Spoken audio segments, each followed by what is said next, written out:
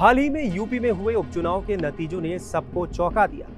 BJP ने वो कर दिखाया जिसकी विरोधियों ने कल्पना भी नहीं की थी। बीजेपी ने रामपुर और आजमगढ़ लोकसभा उपचुनाव में बाजी मारकर इतिहास रच दिया। ये दोनों वो इलाके हैं जहां मुस्लिम वोटर्स उम्मीदवार की हार जीत का फैसला करते हैं। रामपुर आजम खान का गढ़ माना जाता है, वहीं आजमगढ़ से अखिलेश सांसद रहे हैं। माना जा रहा है कि रामपुर और आजमगढ़ में बीजेपी की इस जीत के पीछे मुस्लिमों का समाजवादी पार्टी और बीएसपी से मुंह भंग होना भी एक बड़ी वजह है, जिसका फायदा सीधे तौर पर बीजेपी को मिलता दिख रहा है। खास तौर से पिछड़े मुसलमान धीरे धीरे बीजेपी से जुड़ रहे हैं। यही वजह है कि पसमानदा मुसलमानों पर बीजेपी की खास नजर है, यानी वो मुस्लिम जो दबे हुए हैं, वो लोग जो पीछे छूट गए, दबाए गए या सताए हुए हैं। इसमें दलित और बैकवर्ड मुस्लिम आते हैं, जो मुस्लिम समाज में एक अलग सामाजिक लड़ाई लड़ रहे हैं। उनके कई आंदोलन हो चुके हैं। देश में ऐसे कई संगठन हैं जो पसमानदा मुसलमानों के हक की लड़ाई लड़ रहे हैं, जैसे ऑल इंडिया यूनाइटेड मुस्लिम मोर्चा, ऑल इंडिया पसमानदा मुस्लिम महाज और भी कई संगठन। यूपी में पसमानदा मुसलमानों की बहुत बड़ी संख्या है। योगी 2.0 सरकार में जो इकलौते मुस्लिम मंत्री हैं, दानिश आजाद अंसारी, वो भी पसमानदा समाज से आते हैं। बीजेपी की नजर पूरी तरह अब बैकवर्ड मुस्लिम वोटर्स पर है।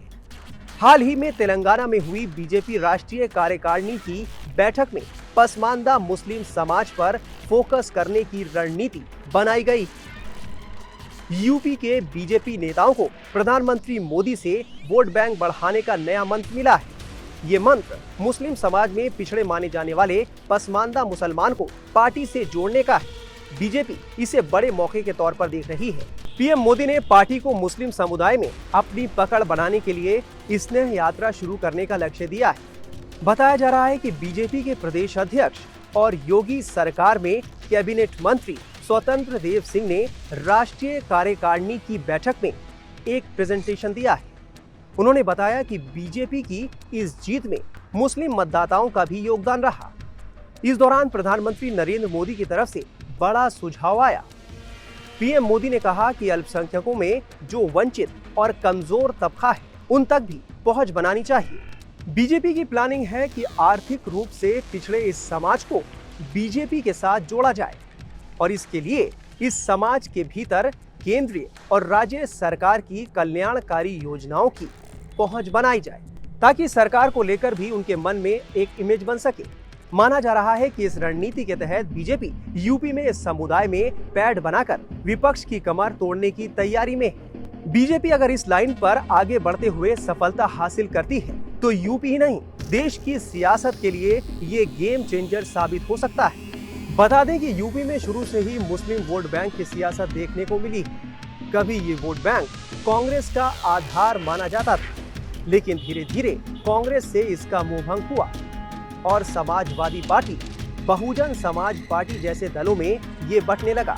यूपी में 90 के दशक में ऐसे कई घटनाक्रम हुए कि समाजवादी पार्टी की मुस्लिम यादव पॉलिटिक्स और बीएसपी की मुस्लिम दलित सियासत इस कदर परवान चढ़ी कि दोनों ही पार्टियों ने इसके दम पर कई बार यूपी में सरकार बनाई।